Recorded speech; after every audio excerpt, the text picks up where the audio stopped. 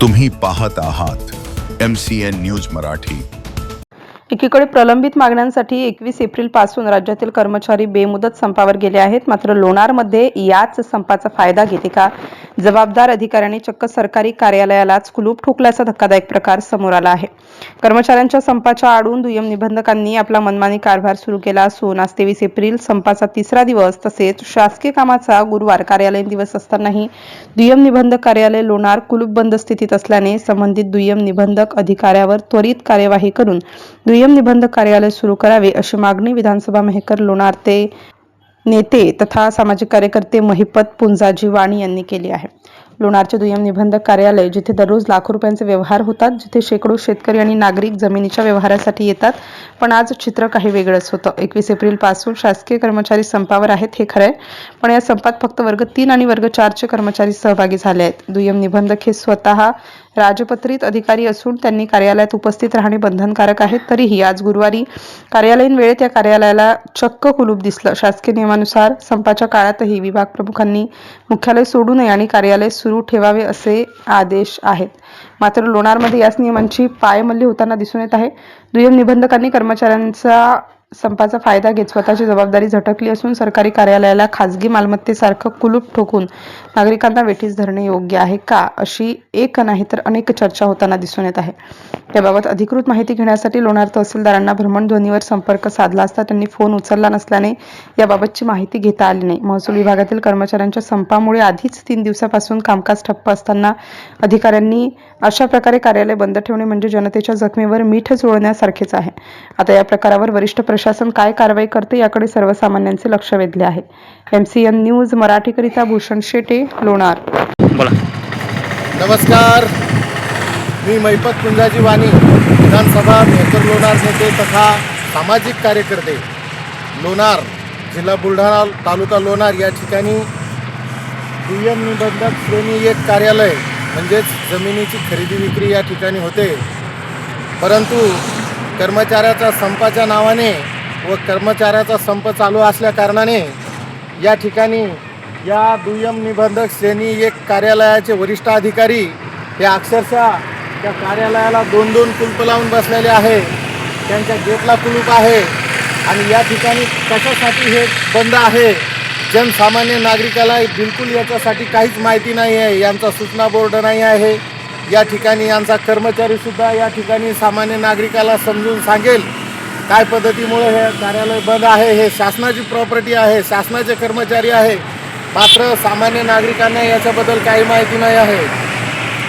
या लोणारचे तहसीलदार मिस्टर पाटील यांना आम्ही फोन केला, परंतु त्यांनी आमचा फोन कॉल घेतला नाही।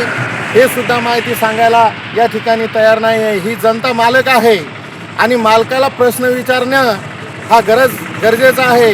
ज्या पद्धतीनं महसूल मंत्री बावनकुळे साहेब चिखलीमध्ये त्यांनी ऑडिट केलं आणि तिथले पाटील असलेले तहसीलदार त्यांच्या कामामध्ये अनियमितता आढळून आल्या कारणाने त्यांना 1 महिन्यासाठी ट्रेनिंग बेसवर किंवा काय जे त्यांची ताकीद असेल, फटका असेल, त्या पद्धतीने त्यांना एक ताकीद दिलेली आहे, एक शिक्षा दिलेली आहे।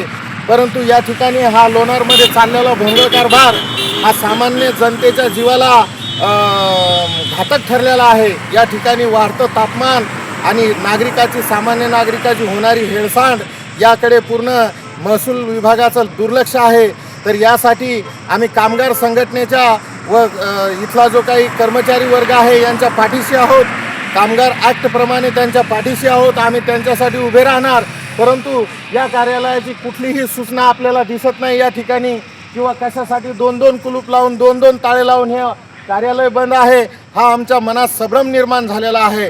तरी माझी विनंती आहे की उद्यापासून हे कार्यालय चालू ठेवावं, या ठिकाणी सूचना बोर्ड लावाव्या, जनसामान्य माणसाला कळलं असं या ठिकाणी ते लावावं किती दिवस बंद राहणार आहे। आणि माझी विनंती आहे या महाराष्ट्राचे मुख्यमंत्री, या महाराष्ट्राचे महसूल मंत्री यांनी या लोणारला एकदा व्हिजिट द्यावी ही आमची विनंती आहे। अन्यथा आम्हाला या ठिकाणाहून मोठं आंदोलन, उपोषण हे करावं लागेल, याची दक्षता घ्यावी। मी नमस्कार। आज आजची तारीख आहे? आजची तारीख 23 वार 23/4/2026। वार कोणता आहे आजचा? आजचा वार गुरुवार, म्हणजे कार्यालय मुख्यालय दिवस आहे, पुन्हा कार्यालय दिवस आहे. काल आणि परवा हे ऑफिस बंद आहे. कार्यालयीन दिवस असताना हे बंद आहे समजा. हो हो, कार्यालयीन दिवस आहे. याला कार्यालयाला सूचना नाही आहे, कर्मचारी संपावर आहेत की नाही हे माहिती नाही आहे.